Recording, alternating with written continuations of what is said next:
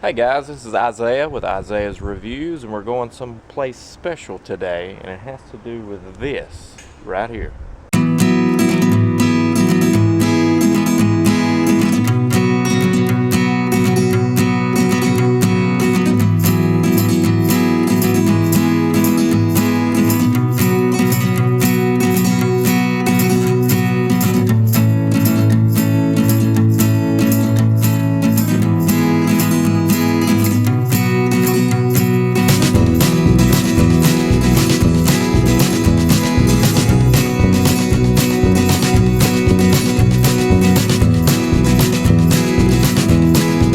Alright, so we're at Jack Daniel's Distillery in Lynchburg, Tennessee, and as you can see, the parking lot's kind of like that dense, packed down gravel look, which I really like. And it's not that far of a drive for us. It's like about an hour from home, so we've been here before. It's a really good place, so if you ever wanted to go someplace pretty cool, put this on your list.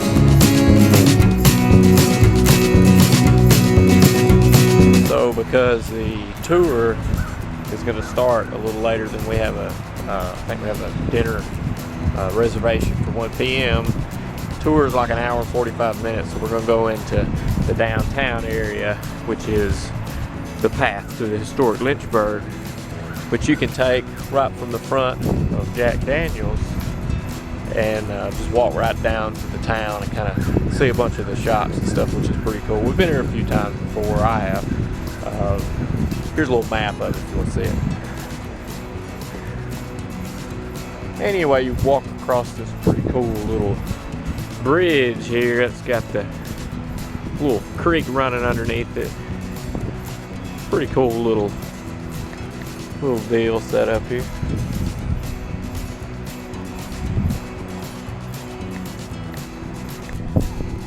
Alright, we finally made it on the trail to Lynchburg Square. This is Lynchburg Square.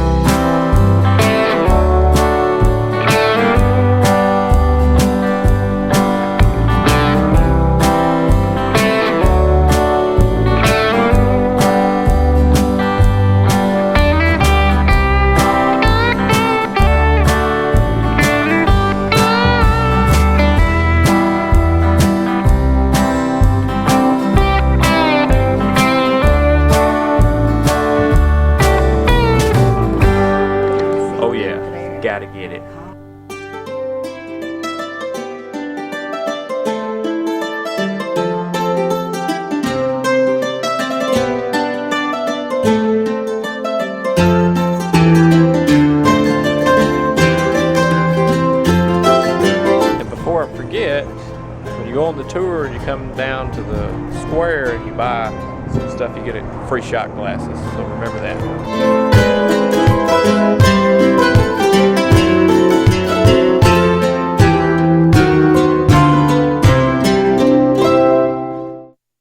Lynchburg, Tennessee. Smallest town in Tennessee, only totals 130 square miles.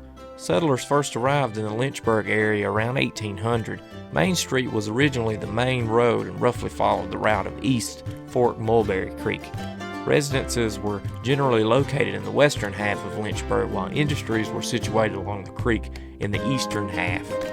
The origin of the city's name is unclear. People say an early settler named the city after his native Lynchburg, Virginia, or named after an early resident named Tom Lynch, or possible named after a Judge Lynch who presided over a vigilante committee that met in the city sometime after War of 1812. During the Civil War, residents of Lynchburg generally supported the Confederacy. Company E of the Confederate Army's 1st Tennessee Cavalry consisted primarily of Lynchburg residents. A monument to the area's Confederate soldiers stands on the lawn of the Moore County Courthouse. Around 1873, the county commissioners established a courthouse square along Main Street, the pattern of which was influenced by the square in nearby Shelbyville. 2 schools in Lynchburg, the Lynchburg Male and Female Institute and the Lynchburg Normal School, were established during this period, and several church congregations built elaborate new churches.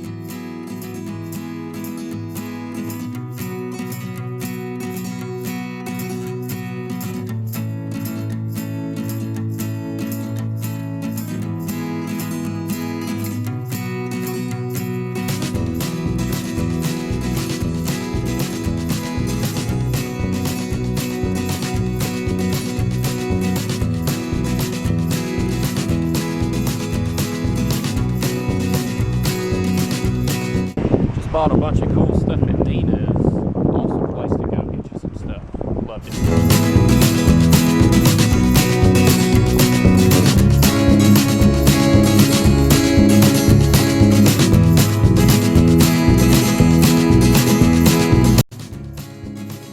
During the 1870s, Lynchburg was situated at the center of an economic triangle consisting of Tullahoma to the northeast, Shelbyville to the northwest, and Fayetteville to the south. As such, the city developed into an important mule trading center. The city was also home to a rising number of distilleries. By the 1880s, 15 registered distilleries were operating in Moore County, with the most productive being Tom Eaton's Distillery, and the second most productive being the now famous Jack Daniels.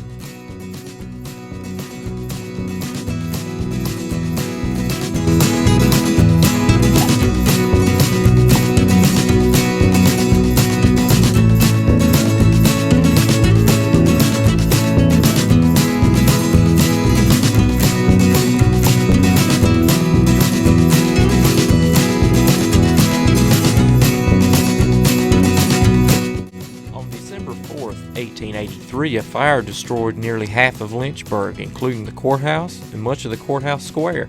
A new courthouse was completed in 1885. A separate jail, which is now a museum, was erected across the street in 1893. The rise of the automobile traffic and the establishment of a state highway system in the early 20th century led to a commercial boom in Lynchburg, and many of the buildings on the courthouse square were built during this period. By 1920, Lynchburg had several schools and churches, a weekly newspaper, 2 banks, and several flourishing businesses established.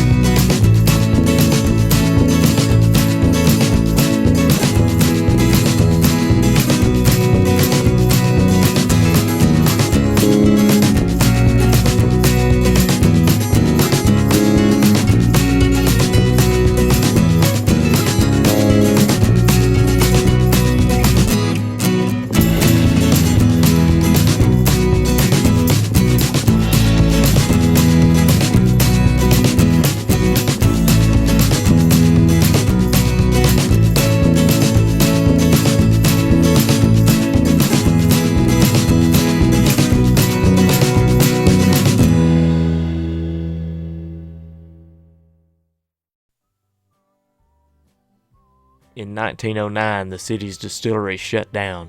Although Prohibition was repealed at the federal level in 1933, it remained in effect in Tennessee. Lem Motlow, a state senator and nephew of Jack Daniel, led efforts to repeal the state's prohibition laws. In 1937, the state repealed the law barring the manufacture of alcoholic beverages, and Motlow reopened the Jack Daniel's distillery. In 1939, the state passed a local option law, allowing each county to choose whether or not to allow the sale of alcoholic beverages. Mora is a dry county, so the product is not available for purchase at stores or restaurants within the county. Lynchburg resides in Mora County. It's the home of Jack Daniel's Distillery, and of course, it too is a dry town.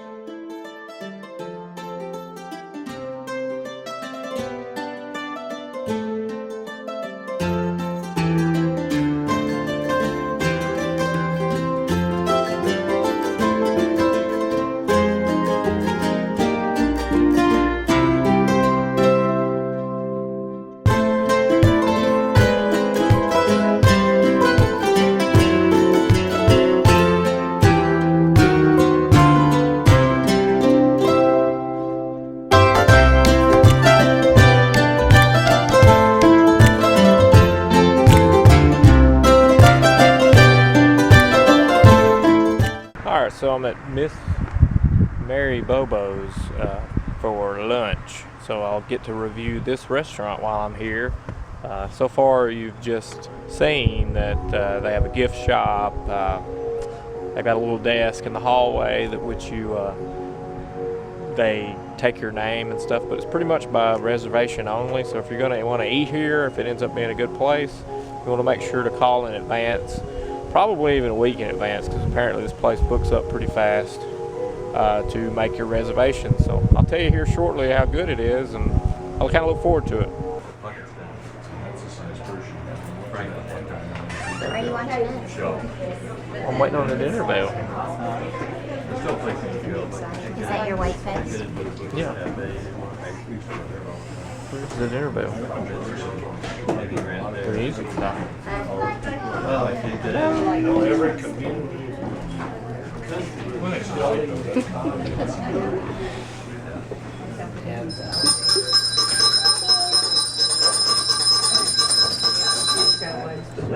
Hello everyone, welcome here to Miss Mary Bobo's.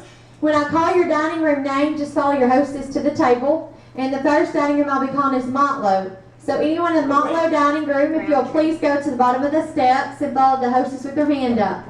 If you're in the Motlow dining room, anyone in Motlow? Motlow Creek? Motlow? No, Motlow University. Or college. Stampede. Roundtree dining room, anyone in Roundtree, if you'll please come to the back of the hall, follow the hostess with their hand up. If you're in the Roundtree dining room, anyone in Roundtree? Follow me. If you're in a Roundtree, no one else follow me, just Roundtree. I don't want all that to follow me. I want to make sure.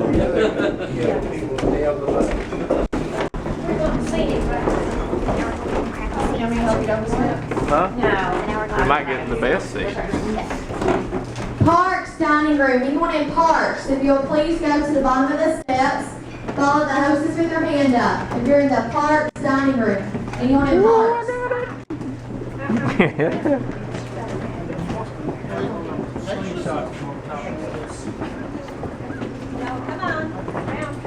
Herding the cattle. What? Slap at you. Evans dining room, if you're in Evans, please come to the back of the hall, follow the hostess with their hand up. If you're in the Evans dining room. Anyone in Evans? Just come right on in. She got tickled. Huh? She got tickled. Who did? That's what it sounds like for a wedding. Who? Like me? No. The lady on the loudspeaker. I wasn't even paying attention.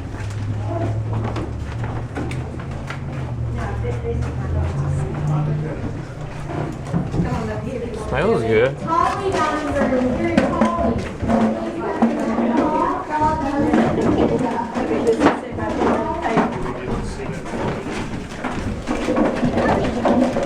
My name is Audrey Steele. I'm your hostess and I live in the community. So your name, where you from? I'm Mary Ann and I'm from Dixon, just not too far away. Dixon. Well, let me share what we're gonna eat today. If it's all on the table, I think it's coming right here. We always have two meats to select from, not select from, you have a choice of, you can eat both of them. Fried chicken and meatloaf. Is that correct, macaroni and cheese? No, it's grits. Oh, garlic grit casserole. I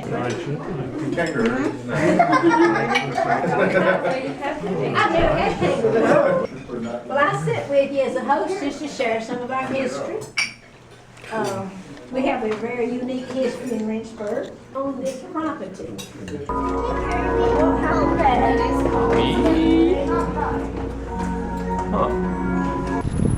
Alright, so I just finished the meal at Mary Bobo's and it was pretty good. It's kind of like a family style meal. You sit down at a table. It's kind of like they bring your food and you pass it around to the left.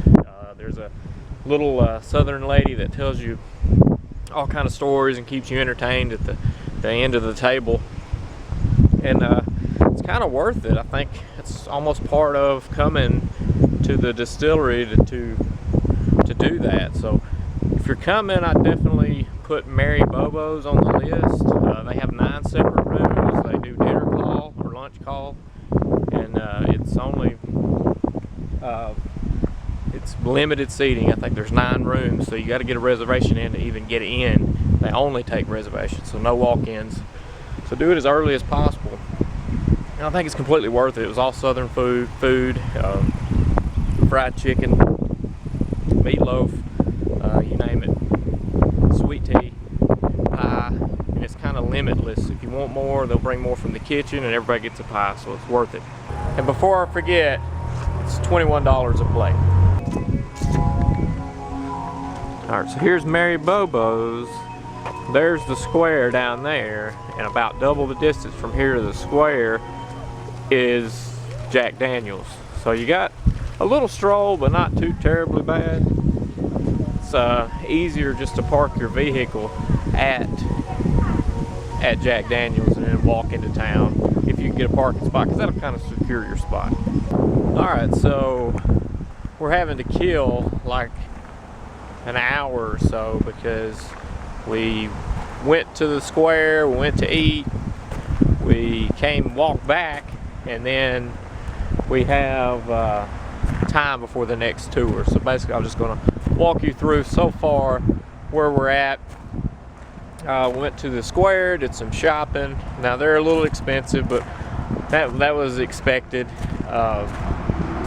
There's fun stuff, really nice people around the square. The Nina's place was pretty nice because of the stuff they had in there was pretty reasonably priced, and you know their jellies and chocolate stuff was pretty good.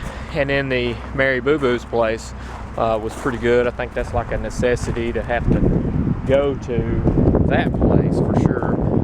Like I said earlier, or just like a minute ago, that's $21 a plate, so expect that, and you pay up front, and then you just wait on your name to get called out and you go eat. Short walk from Jack Daniels to the square, and you can buy commemorative bottles of Jack there. And actually Lynchburg is a dry county, so they can't sell it, which is pretty crazy. Now one of the cool things you'll notice when you walk up here is this cool little stream running through here. And I mean I like their whole setup. I've been to a bunch of distilleries, did the Bourbon Trail in Kentucky, which I highly recommend to anyone. I'd hit Louisville first, do the was the Evan Williams Experience in downtown Louisville and hang out there and do the tour of Louisville. I'll try to remember and put a link to her website, the ladies tour that we did in Louisville. It was awesome. And then hit the Bourbon Trail. You know, you got Maker's Mark, Jim Beam, all those Heaven's Hill stuff. Evan Williams. Anyway, this is the entrance. It's a very nice and welcoming entrance to this place, which is pretty cool out of all the places I've been and we've been. Pretty nice.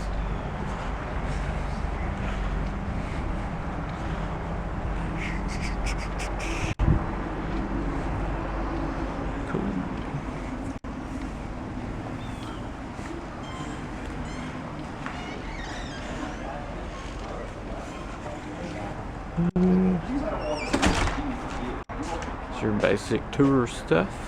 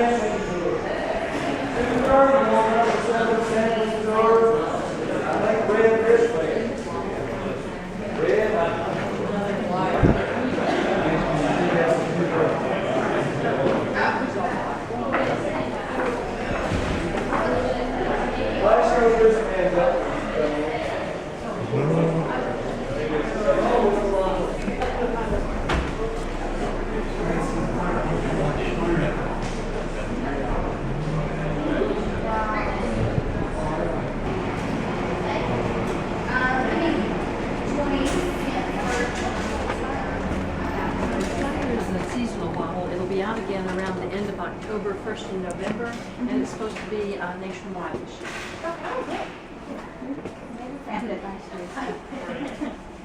Thank you. You're welcome.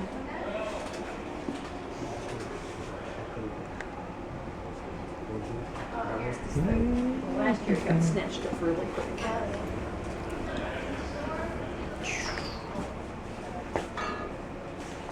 Ooh. Yeah.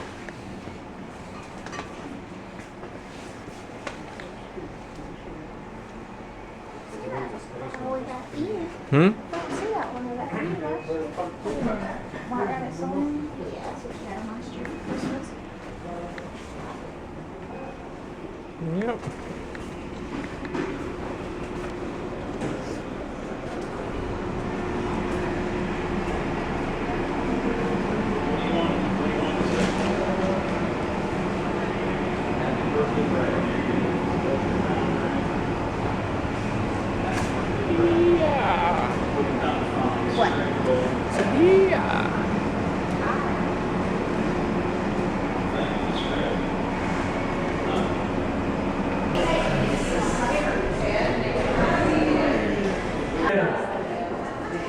To the theater. All right, y'all come in and have a seat. I need to see everybody's armbands.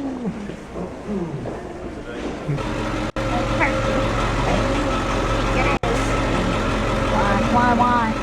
What? Why must you? We do not make cheese in Lynchburg. Counts to 3. Whiskey. Loud and proud. Whiskey. You ought to be able to get it by now. All right. Now, we've got all my group together. This is the rickyard. We do it the rickyard. Make charcoal. We mellow our whiskey through. Makes us Jack Daniel's Tennessee whiskey. And the wood we use to make this charcoal is sugar maple. Sugar maple, grown locally, about a 70-mile radius. Matured sugar maple trees are cut, taken to a sawmill. And they're cut up into these 4-foot strips you see over here and stacked up. And one of these stacks is called a rick. That's why we call this the rick yard. When we get ready to burn to make charcoal, which we're going to do about 3 or 4 days a week, 3 or 4 times each day we burn, we're going to stack 4 ricks of wood under one of these hoods, set them on fire. Now we use Jack Daniel's whiskey and a match to light this fire. The reason we use Jack Daniel's, it is highly flammable. Coming off the still, it's 140 proof, 70% alcohol, and it will burn real clean. Gives that charcoal no all for foreign flavors like a petroleum product would. And it's going to take it about an hour to an hour and 15 minutes for that 4 rick of wood to burn up into a pile of charcoal. When it does form that pile of charcoal, we have to make sure and put all the fire out, because ash does us no good. We need the charcoal. So we'll spray that pile of coals down with water, making sure all the fire is put out. Then we'll scoop that charcoal up, dump it in a stainless steel bin. And we're going to put this charcoal, let it sit outside for a little bit, make sure all the fire's out of it. That afternoon, where everybody goes home, we're going to stack them in here in the grinding room. We'll go in there in just a minute and talk a little bit more about that charcoal. Now, charcoal mellowing, why we use that process here at Jack Daniel's, it removes corn oils, fusel oils, fatty acids from the whiskey. Now, these oils and acids are naturally in the grains. They transfer to the whiskey during fermentation and distilling. Now, they don't hurt anything. They just don't taste or smell very pleasant. So we're going to step right in here, talk a little bit more about the charcoal. As we do, folks, notice the small barrel here with the scoop in it. Notice what that charcoal looks like.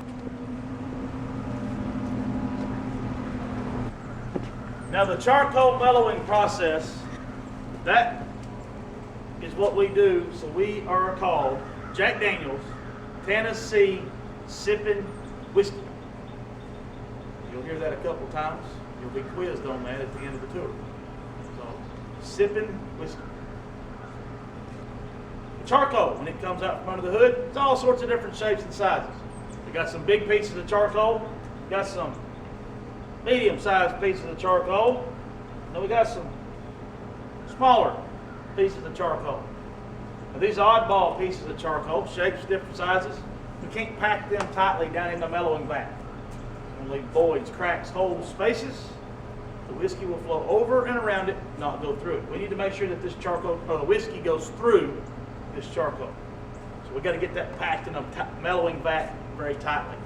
So after this cools off in here for a couple of days, we're going to dump it in this hopper. The bottom of the hopper is a grinder. We're going to grind that up into smaller pieces about the size of pea gravel. So what I pointed out to you in that little barrel out there, those smaller uniform sized pieces are what we pack together tightly down the vat. So we mellow our whiskey through, makes Jack Daniel's whiskey nice and smooth, and Tennessee whiskey. Now, anybody look at the exhibits through the exhibit hall? We got a mellowing exhibit. Had 2 lids you could open up and smell before and after charcoal. Those you that did that. You get a big difference in those two? The before is kind of an oily corn smell. Taste, if you through your mouth, you can't get your tongue in there, but you got to breathe through your mouth. The after, well, it's nice and smooth. We all know what that tastes like, I think, maybe. The samples you folks will be getting in a little bit, anyone's first ever taste of Jack Daniel's whiskey. Not just today, but ever. Yours, ma'am? Yeah, probably. I'm going to change your life. Now, we will get to see charcoal mellowing in just a little bit. Folks, it is the most exciting process in making Jack Daniel's. Now, as we leave here, y'all kind of rub your feet a little bit on the ground. That's your first free souvenir, charcoal dust. All right, folks, this big white building up on top of the hill in front of us, way up on top of that hill. That building up there, folks, is a barrel house. We've got those barrel houses scattered out all over Moore County. That barrel house up there, 7 stories tall, holds a little over 20,000 barrels of whiskey. It's about 1 million gallons in that one barrel house. So that whiskey will age in barrels that are stored and aged up in that house, 4 to 4.5 years on average. We take that whiskey out of the barrel and put it in the bottle. You got to pay some tax on that whiskey. Pay a local, state, and a federal tax. The federal tax alone, $13.50 a gallon. Oh my. In that one barrel house, a little over $13.5 million in federal taxes alone. And by the way, I will not be talking about taxes anymore. We'll in a little bit talk about the people that collected those taxes, but not that tax dollar. Right up here on the sidewalk. Get them away from each other in case one was to catch on fire. Now, Jack Daniel opened the distillery in 1866. To this day, folks, we have never lost a gallon of whiskey to a fire, except to make our charcoal. We have our own fire brigade here at Jack Daniels, highly trained in alcohol fires, specialized equipment to fight those alcohol fires, and some pretty modern and up-to-date equipment. Folks, this is our 1919 American LaFrance fire truck. Not currently in use.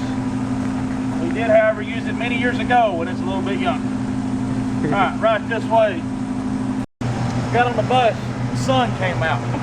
Actually, we got off the bus, the sun came out. So here I was stuck with this coat and umbrella carrying it around the whole tour. Mine a little So sunshine. now I'm relying on everybody else to bring their umbrella so it won't rain. You're welcome.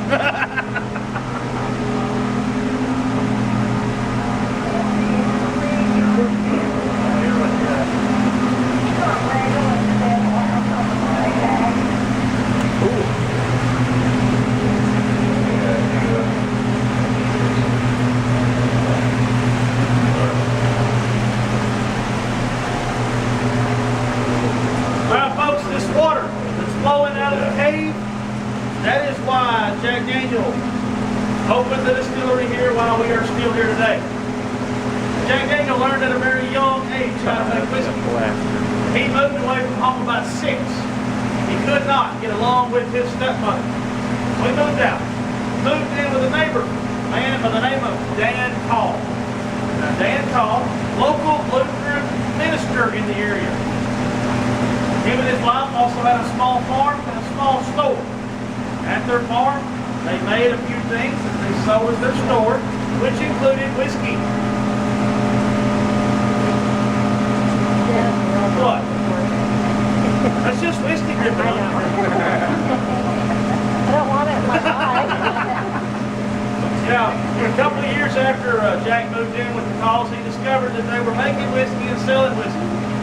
He talked Dan Call into letting him go up to the still and learn how to make it. He was about 8 years old. One of the first things that Jack Daniel learned from Dan Call is making whiskey. To make good whiskey, you have to have good, clean, cold water. And the water flowing out of this cave, iron-free. It flows 56 degrees year-round. Now, a couple of hundred yards up in the cave is where we pump the water out to make our whiskey. A couple of years after little Jack had learned to make whiskey, a group of people discovered that Dan Call and his wife were making and selling it. They were not happy. And that was the ladies in his church. They didn't see fit their preacher preached on Sunday. They didn't sold whiskey during the week. So they had a meeting. They brought Dan Call in, sat him down, and gave him a choice. He could preach or he could make whiskey, but he could not do both. Lucky for us, Dan Call chose to keep preaching. Sold his still to Jack Daniel, $21. When Jack was about 14 years old. As a teenager, Jack Daniel went into the whiskey making business. Now, he left the still on the Call farm for a couple of years, moved it around in different parts of the county until he found this water. We have been back into this cave about a mile, but we have yet to find the source of the water. We just know it keeps coming. And it has never quit flowing since Jack Daniel opened in 1866. We're going to head right down to the statue. Folks, this statue down here is one of the most photographed spots in Moore County. Feel free to take a picture, have your picture taken if you do that. That'll be your only free shot at Daniel the Rock.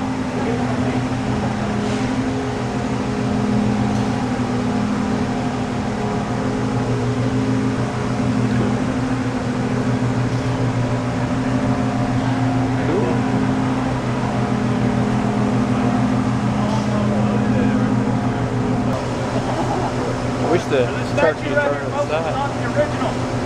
The original statue is the marble statue that greeted you when you came in the front door of the visitor center.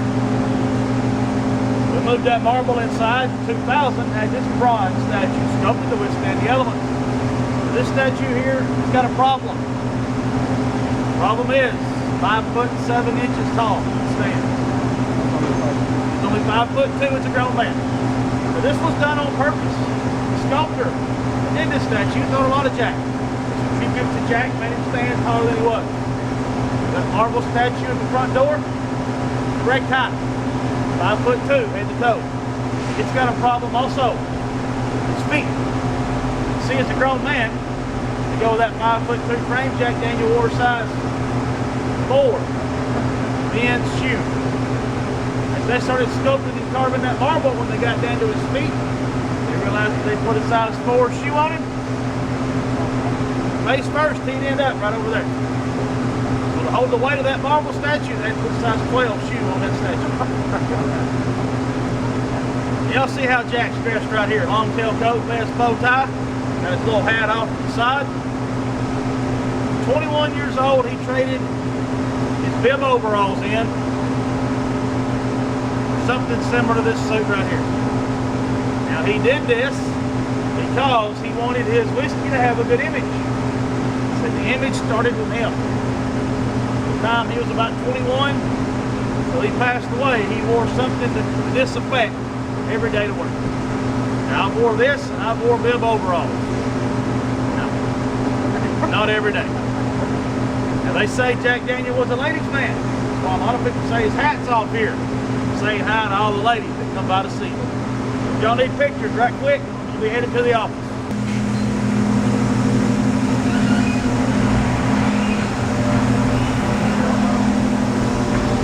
That might be a different story.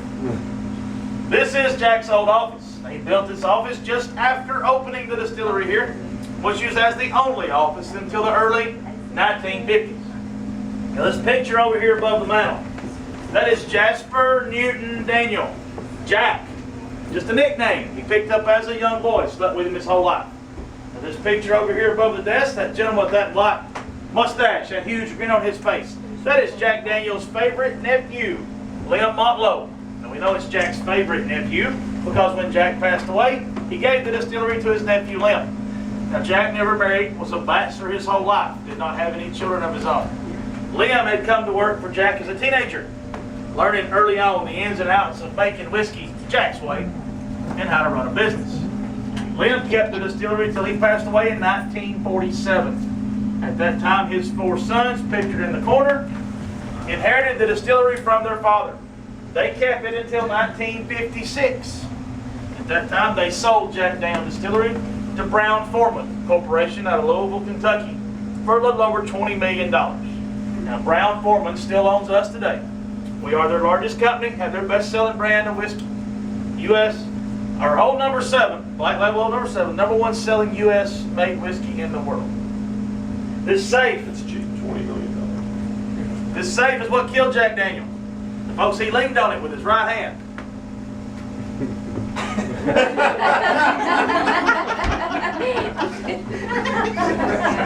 I'll stand up with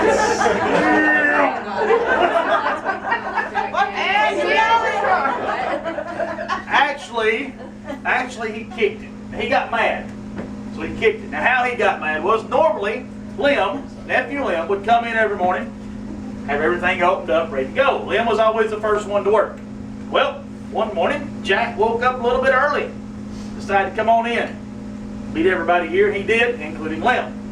So he came in, opened up. Now, he bent down to open the safe. Well, forgot his combination. He got mad.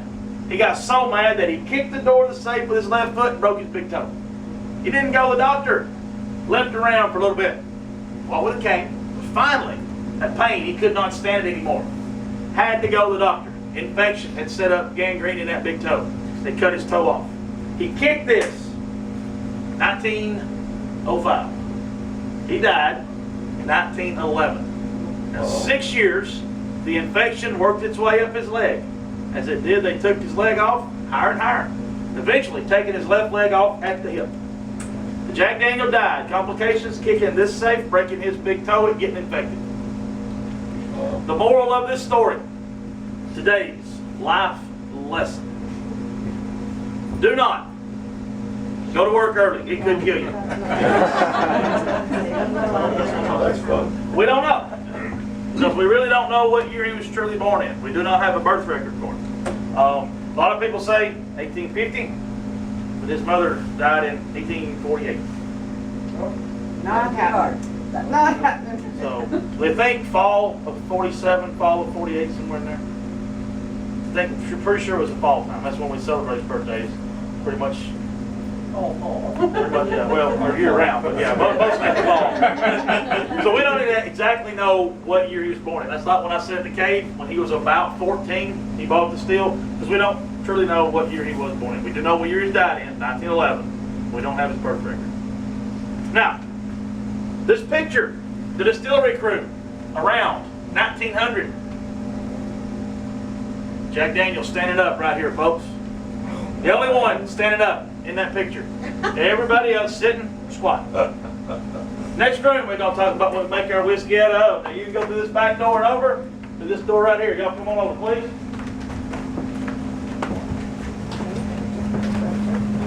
Made everybody sit.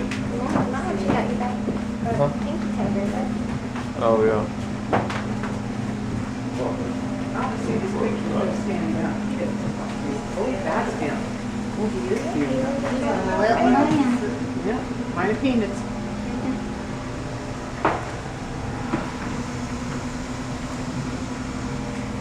Now, Jack Daniel had a motto, a saying he lived by: every day we make it, we'll make it the best we can, and we still use that today by using the very best grains available to us: corn, barley malt, rye.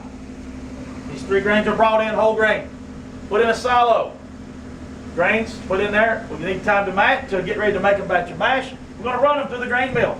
Grind them up into the flour in the small jars. Combine those together. Water from the cave springs and yeast. That's the mash. We'll sit and ferment for about 5 days. These 7 pictures are the only 7 master distillers in the history of Jack Daniels. Master distiller number 1, Jack himself, top row, far left. Counterclockwise around the wall, in order they appear. Middle picture, top row, Jeff Arnett, our current master distiller. All right, we go head towards the still house, right this way, folks. Once we all get a good picture of Jack, for him, they know better now than Jack. Really? His nephew, Mr. Lim Lamos, who knows Fury had Jack about the lake. Mr. Lim's 4 sons over there, who knows Fury had Mr. Lim last lake.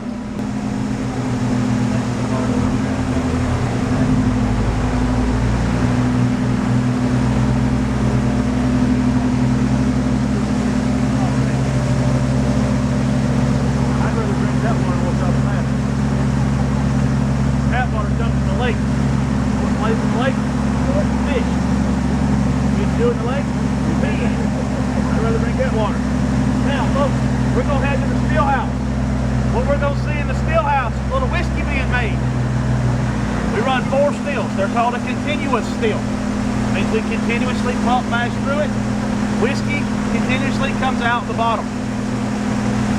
Mash, when it's pumped to the top, will flow down over a series of trays and plates that are heated by steam. When that mash reaches 172 degrees Fahrenheit, the alcohol will evaporate. Those alcohol vapors are collected, run down through a coiled system where it's condensed down into 140 proof, 70% alcohol, raw whiskey. Right this way, right quick.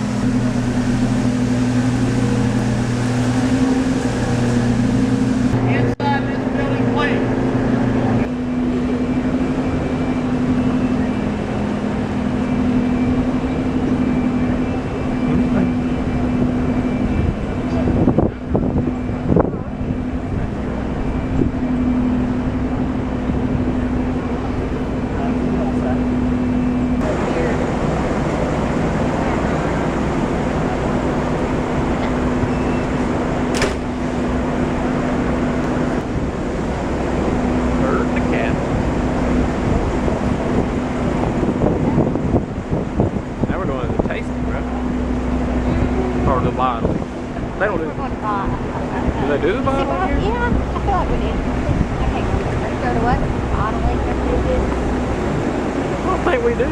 don't remember. I don't.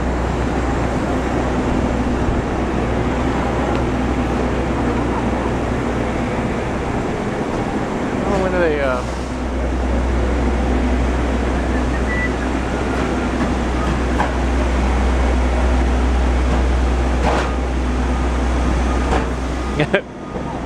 going on there? In that room? Yes, they said that wasn't where it Yeah, that's all right. Yeah, Don also won that paper, sir. Or the sugar maker. We don't put our whiskey in barrels. We entrust it to them. You see, a good barrel is... All right, folks, here's a stave out of a used Jack Daniel whiskey barrel. The barrel gives the whiskey all of its color, most of its flavor. Happens, color comes from this charred layer of oak, flavors, vanilla, oak, and caramel. Right down here, the wood. Now these barrels are filled up, 53 gallons of whiskey each one will hold. Put them up in a barrel house. They're going to sit up there and age and mature. Our barrel houses, not climate controlled. So when it gets hot outside, the pores in this wood open up and expand, allowing that whiskey to go through the charred layer, and it's going to hang out down here in the wood. Color, flavor. When it gets cold outside, the pores in this wood close up, pushing all that whiskey, again, through the charred layer, back out to mix and mingle with the other whiskey in that barrel. So over different seasons of hot, cold, in, out of the whiskey in that barrel. Color, flavor each time. The dark line runs about halfway down the thickness of this stave. That dark line is what we call the soak line. It's how far into the barrel the whiskey soaked, in and out, in and out. Now we use our barrels one time for Jack Daniels, one time. Once we use them for Jack Daniels, if they'll still hold liquid, we'll sell them to the distilleries, breweries, wineries, send them to Scotland, Ireland for the Scotch whiskies to be aged in. The barrels that don't make that cut, we're going to sell them at the barrel shop downtown in the square. Buy you a whole barrel, looks like this one here. It's empty, by the way. Buy you a barrel cut in half. Take that barrel home, plant your flowers in it, make them the happiest flowers in the world. Living in a Jack Daniel barrel.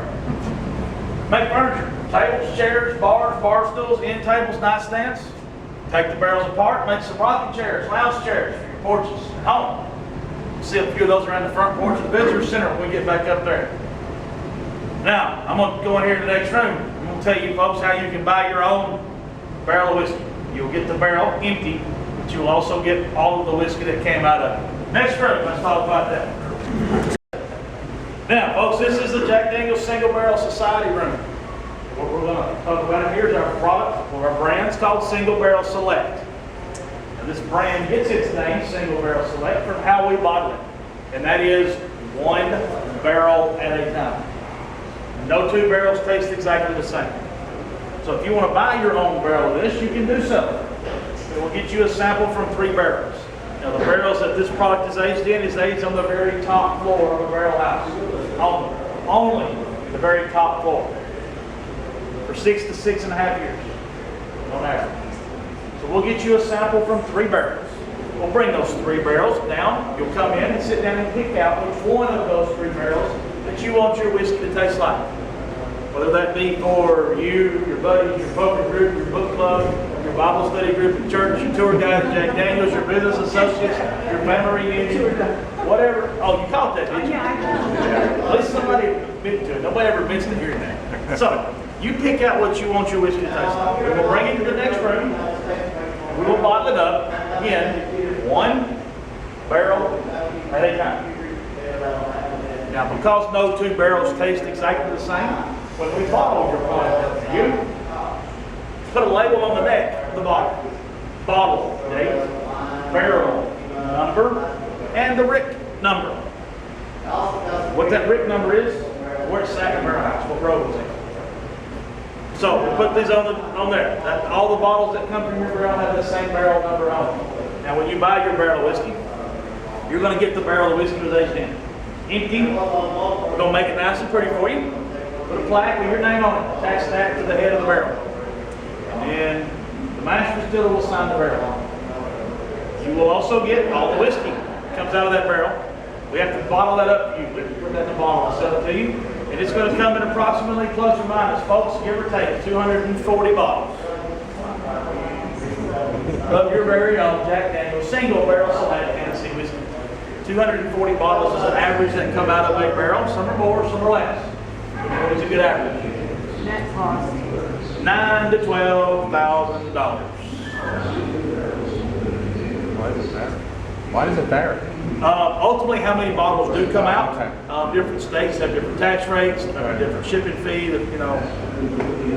So when you buy your barrel, $9,000 to $12,000, you also get your name on the wall. You will forever be enshrined in the Jack Daniel's Single Barrel Society. One plaque is one barrel. So when you buy your first barrel, you get a name, your name on a plaque on the wall. You come back in a month or two, buy your second barrel, you put a gold barrel on your plaque. Each gold barrel on the plaque, additional barrel. See what the red number 7 stands for? 7 barrels. All liquor stores, package stores will buy the barrels, sell the individual bottles with all the 7s are. Now we do have a few celebrities up here on the wall. Zach Brown Band, Grace Wilson, Joey Strait, Jackie Spacey, Eric Church, Nathan Prater, Thomas Whitehouse. And there's a few plaques up here that disturb a few tour guides. We included nuclear operators of Illinois. Right over here on this map, Southwest Airlines most maintenance crew.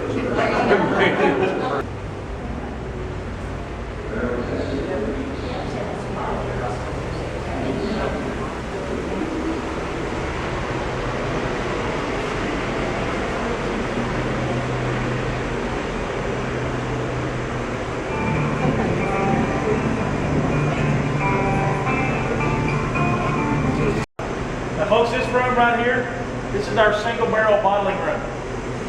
Single barrel bottling and a few variations of single barrel in this room here. We also occasionally have to bottle a specialty size bottle of Old Number 7. They are bottling that bottle today. Folks, that is a 3-liter bottle, and right here sits one of them. A 3-liter bottle of Old Number 7, which is available for sale outside the U.S. only. Didn't Russia? You can't buy that 3-liter bottle in the U.S. The largest bottle you can buy in the U.S. is 1.75 liters. A little bit more than that. Now, this room here will work one shift, 8 hours, Monday through Friday. They quit at about 3:30. So, just about an hour. Now, all of our other bottling, about the other 98% of our bottling is done down south. Now, what we call track 2, which is 2 miles south of here. We have 8 bottling lines that run 24 hours a day, 5 most of the time, 6 days a week. This line here, like I said, one shift, 8 hours, Monday through Friday. Down here at the end, folks, on this pallet that you turn to go out the door, that is what you will receive when you buy your barrel of whiskey. Right this way.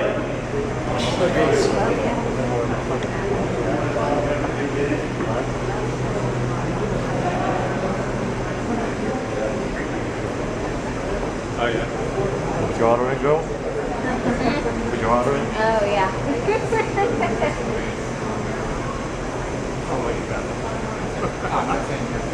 Yeah.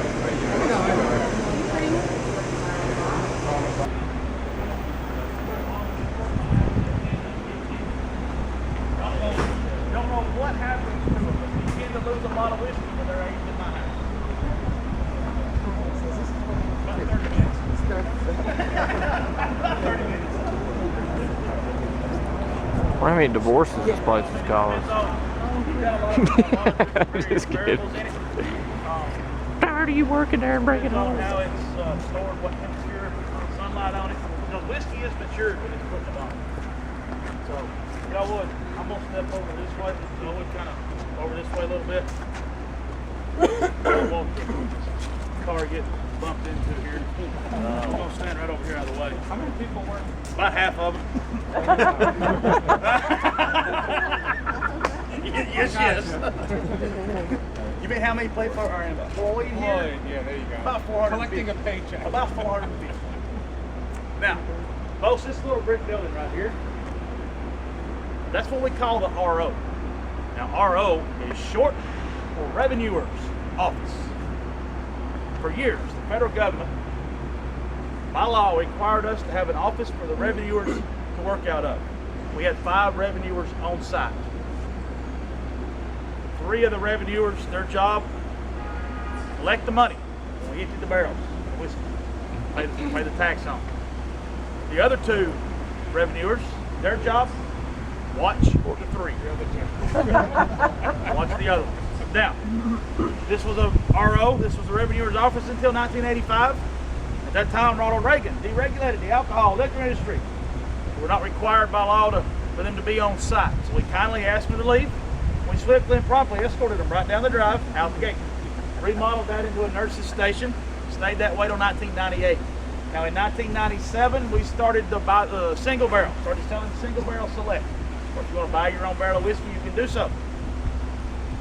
Well, 97 we started selling single barrel. 98 we started to buy the barrel, where you could buy your own barrel. We then remodeled again here. What you see today, you can't really see because we're having a tasting in there right now. But it's for the buy the barrel program. You buy your own barrel. More than likely, that is where you're going to go and pick your barrel out. Occasionally, it's used for sampling tours. Luckily, I'll get to go back and sit down in the big building. Right this way, please.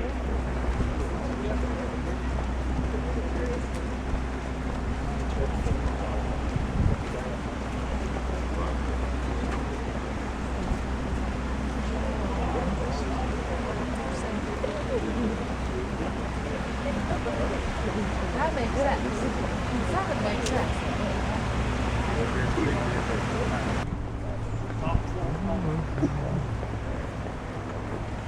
Part of the week to work. That's why he was always here first. Yep. Well, that was before. This was after that happened. He didn't move into that house until 1933 or 5, I think, something in there. Okay. Mid early 1930 when he moved in there.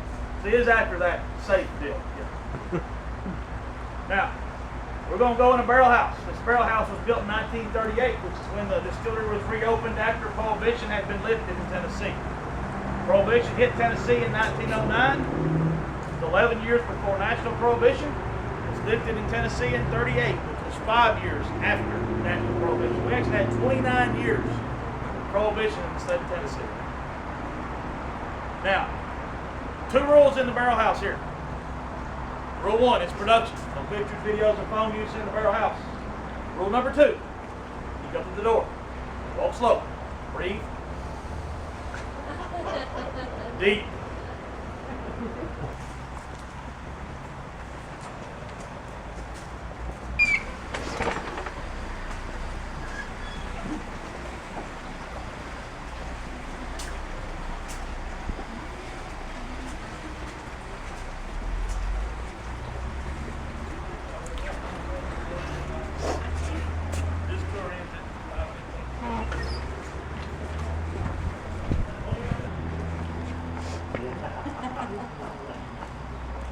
AD 1850. Oh, I don't know. We don't have it. It's not public Wi-Fi. Oh, right. That must have been somebody local who. You can go in there and what hotel are you looking for? Up to the. Fayetteville? Yeah. All right, folks. They still got a little bit anyway. Sampling tours. We started doing sampling tours at Jack Daniels. 2012. Had some special legislation passed.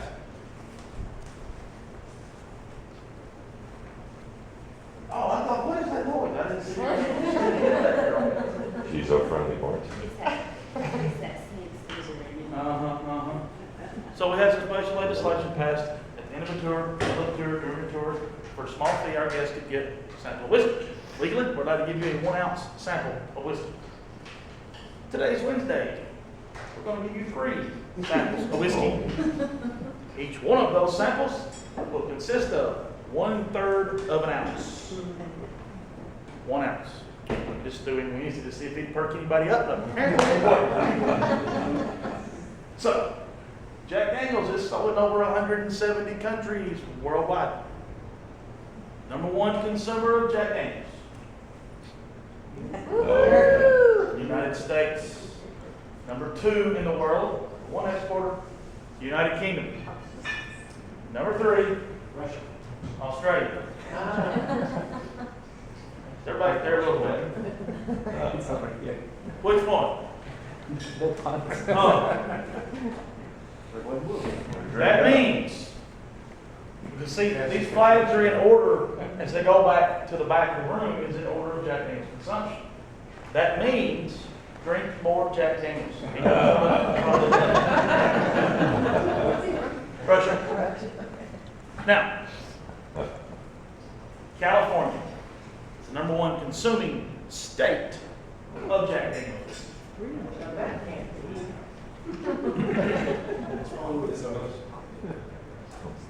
Probably, I've been told that well, I'll finish explaining and I'll say what I heard. I'll tell you what I was told one day by some people that live in California. California, #1 consuming state of Jack Daniels. Now, they drink so much Jack Daniels in California that if they were their own country, classified as a country, the country of California, folks, they drink so much Jack Daniels. They'd be third in the world in Jack Daniels consumption. Now, when I told that to a group one day, I had a couple ladies from there, and she looked at me, and I quote, she said, "If you live there, you drink too." End quote. Now, Texas is second. I thought Texas would be first. Well, they used to be, and then California took them over. All right, so we're going to start out here with Gentleman Jack. We talked about Gentleman Jack. Twice charcoal mellow. The only twice charcoal mellow whiskey. It was introduced in 1988. Secondary brand, old #7. You'll notice lighter in color. Notice up here on the second row behind the bar how much lighter in color it is compared to the old #7 right above it. And that second charcoal mellowing will smooth the finish. Nice sweet vanilla caramel finish at the end of Gentleman Jack. Who has had Gentleman Jack before? Yeah. Yeah. All right. I got little bottles of it. So, Gentleman Jack, twice charcoal mellow. All right, let's see. Jack Daniels is called a what? Tennessee sipping whiskey. There you go, ma'am. The one that had not had it before. And I had so much hope in y'all in Melbourne. Tennessee sipping whiskey. Now, I told you here at home, Jack's home, it's sipping whiskey. So what that means for you folks, which is fixing to take effect here, is that when you get your samples, there will be no shooting. Sip it. Now, the reason we want you to sip this whiskey, we want you to get the full flavors, the full effect of this whiskey. When you shoot whiskey, where does it go? Well, physically, where does it go? Back of the throat, then back. Taste buds are on the front of your tongue, the sweeter ones. So when you get your whiskey to taste it, we want you to sip on it. We want you to get the full taste, the full effect of this whiskey. We don't want it going all the way back. We want it to hit the front, the middle, and the back of your tongue before it goes down. So when you get your samples, I'm going to pass them out. When you get them, get your nose down in that cup, not too far from the ground. But get that in there a little bit. Get the aromas of this whiskey. Nice smells, the aromas of it. Then, get a little bit of whiskey, about half a thimbleful, in front of your tongue, and roll back. Now this first one you have, it's one that's going to really get your taste buds woke up. Get them up, just ready to go. So get that first one, let it go down, kind of let everything get woke up, and then get you another one. That second taste, second sip is going to be just probably a little bit smoother than the first one. Y'all ready? Yes, sir. Fill it. Well, fill them. Gentleman Jack. They're already filled. You see, I said fill them. Okay. So you get to do that when you go to the bottle shop in just a minute. Okay. No, we might have some tater bread in there. Go all the way down and be warm.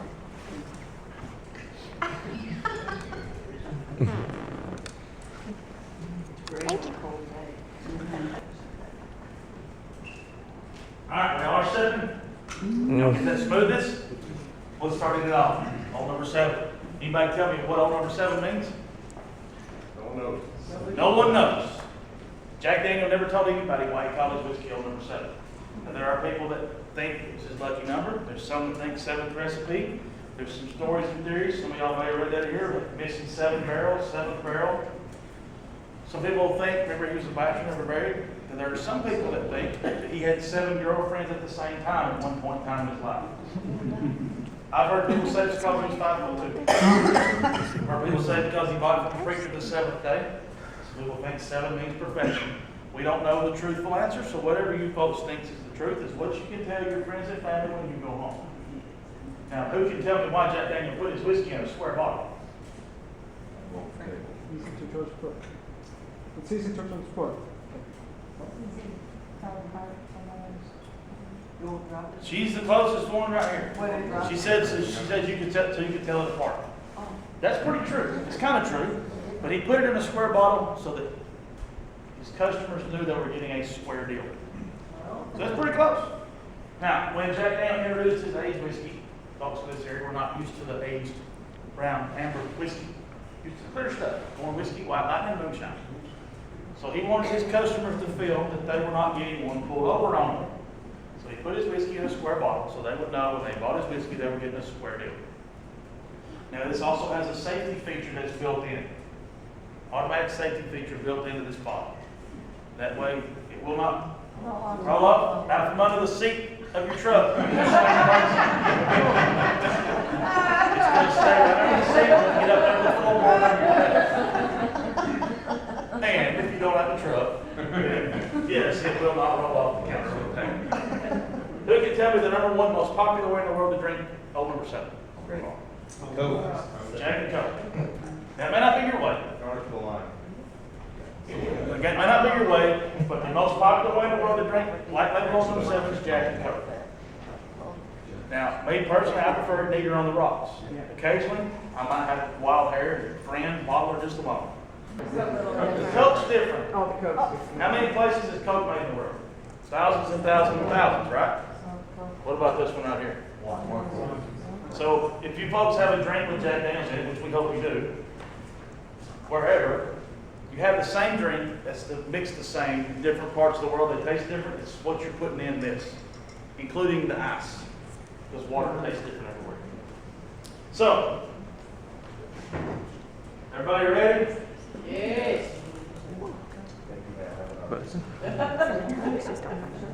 Old number 7. Now, folks, this old number 7 has a lot of vanilla notes to it. Now, you'll notice on the kind of the back of this one, maybe you might, the finish on this one is going to be maybe a little oak, where that Gentleman Jack was smoothed out. We kind of took a little bit of that oakiness out of the finish of that Gentleman Jack. So this one, you may get a little oak taste on the end. Now, the vanilla notes in this, you can use this to cook with. I use it to cook with quite a bit. Occasionally, we'll put it in the food. By yourself? By yourself again? Well, yeah. But I occasionally put it in the food, so it's okay. Now, also when you cook, you can marinate the cook with it. As you're cooking. Now, everybody, get this. Can you tell the difference in those two? Yes. Now, I'm going to ask a question. I know the answer to one of them. I know the answer to one of you anyway. Your response. Everybody's palate's totally different. No two palates in the world are the same. Anybody think old number 7 is smoother than Gentleman Jack? Mm-hmm. I have to tell by her face she's going to raise her hand. Now,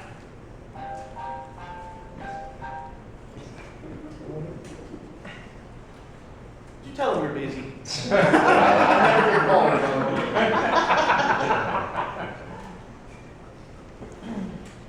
All right, folks, my favorite brand of Jack Daniels, Single Barrel Select. Who's had Single Barrel Select before? Here. Yeah, they're repeat offenders. A pint, half this size. But it's a generous offer, nice gesture. Single Barrel Select, bottled 1 barrel at a time, very top floor only of a barrel house.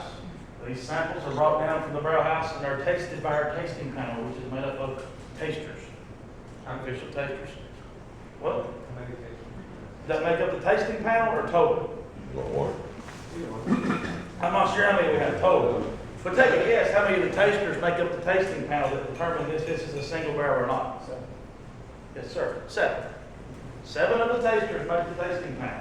That's one of the quickest answers I've ever had on that question. Everybody goes 1, 2, 5, 10, 12, 7. That's a pretty popular number right here, right? Well, 7 of our tasters make up the tasting panel that determine yes or no if that barrel will go in this single barrel select bottle or not. Now, all of the barrel houses we have in Moore County, all of the barrels on the top floor, less than 1% make it this one right here. The other ones end up in the old number 7 or Gentleman Jack. Now, we put the label on the neck of that bottle to determine that bottles that come out of that barrel, to keep them the same, to label them as they're going to taste the same. So if you've got a bottle of this at home, we hope you do, we hope you get one. You like it, you go to the store, you buy a bottle of this, and you like how that whiskey tastes. You want another one that tastes just like it. The barrel number off the neck. Go back to the same store you bought the first one at. Chances are they might have another one. If not, get you a different bottle from a different barrel. Taste the difference in those two. Now I've got 4 bottles of this at home. All 4 are from 4 different barrels. And they all 4 taste totally different. Well, 2 of them tasted totally different. That's pretty good. The other 2 still taste different. So, yes sir. Which one do you get with your paycheck? Old number 7, I think. A pint of old number 7. Now, we've asked for this. We get laughed at. Kind of like that, yeah, exactly. So, now, those of you that have had this before, the single barrel select, those of you that have had this, I'm just going to go ahead right now and tell you, it's not going to taste the same as it did before. Because why? No 2 barrels taste exactly the same. So, when you get your sample here, use your senses. Smell, taste, to see if there's any particular aroma or flavor that you can pick out of this. Because I don't know what this will taste like. It's good. It's real. Men's warehouse guy.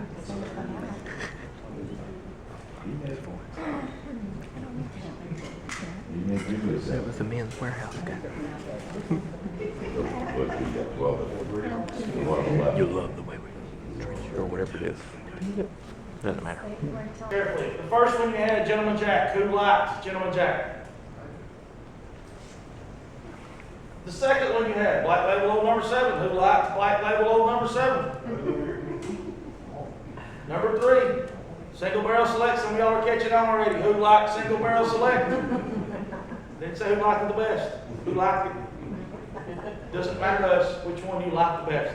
As long as you like one of them, and she raised her hand twice. Now, Gentleman Jack. Old Number 7, Black Label. 80 proof, 40% alcohol. Single Barrel Select.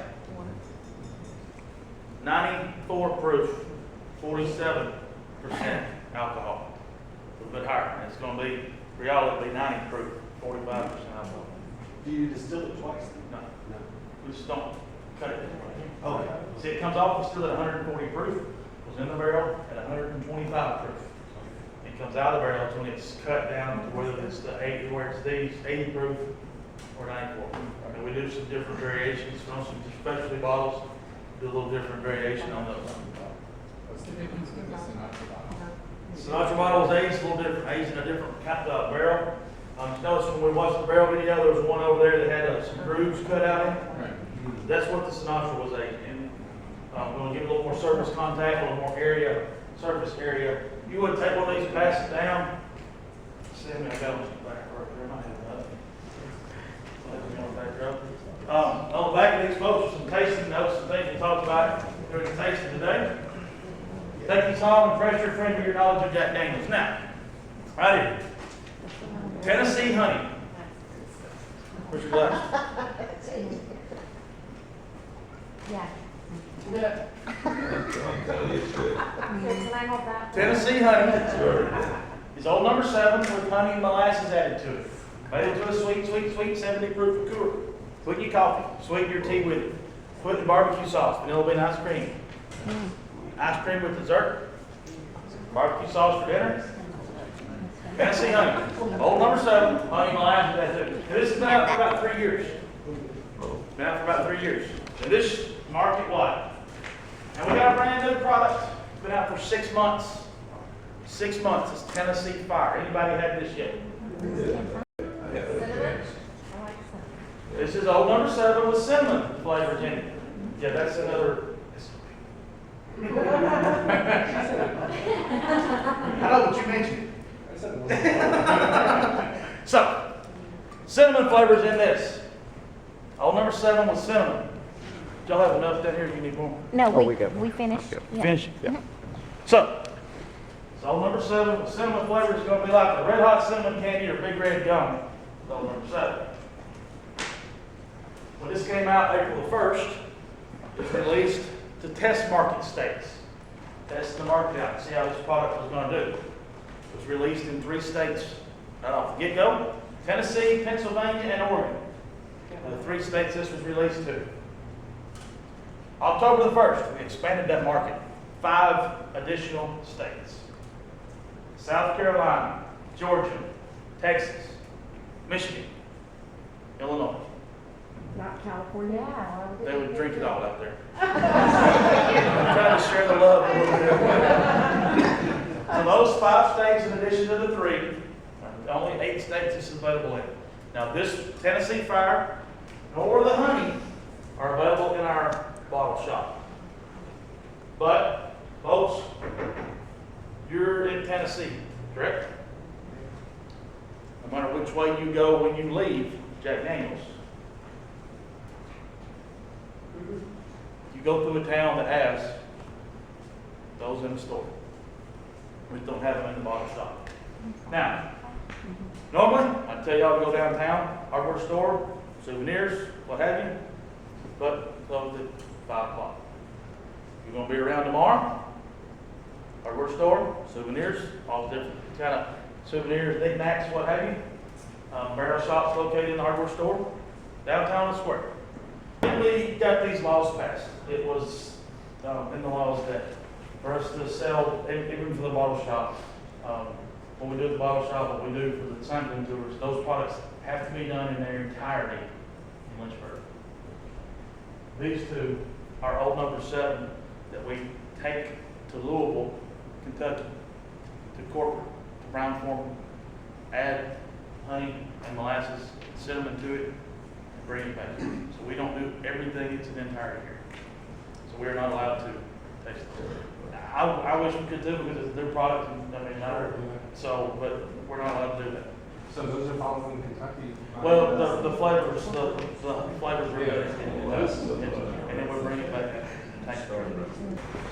All right, so that was pretty much it. This is the 2nd time that I have done the tour, and I thought it was pretty awesome every time I come here, and it's kind of got that down-home feel to it. I've been to a lot of other distilleries, wineries, all that kind of stuff. It just feels kind of natural and serene, the way the water runs through the whole place. So I hope you enjoyed this review. And the review, my stance on it is you definitely got to come here. If you're a whiskey drinker and you like Jack Daniels, why not come to a place to where you can actually see how it's made and pick you up a bottle or 2 or something. But like I said, they're commemorative bottles. You can get them engraved, laser etched with an occasion, you and your spouse or whatever on there. But other than that, everything was great about this place, and I definitely highly recommend coming to see it. The tasting tour is $10 a piece, but it's worth it. And there's another thing that slipped my mind. You'll see the video cut in and out from outside and cut off and cut back on again being outside. The reason why that is because they will not allow you to film inside because of the fumes and stuff. And plus it needs to be sort of a mystery about, you know, 3/4 of the tour kind of takes place inside. So it kind of leaves a little bit to you to want to come and see it. I just wanted to give you kind of an idea about sort of like what it's like without showing you everything, because it's really worth coming to experience a place that provides a drink of your choice if you're interested. So anyway, I just want to let you know that's why I'm not filming inside and you're not being able to see the actual process itself of like the mesh and stuff. So this has been Isaiah's Reviews, and we'll see you later.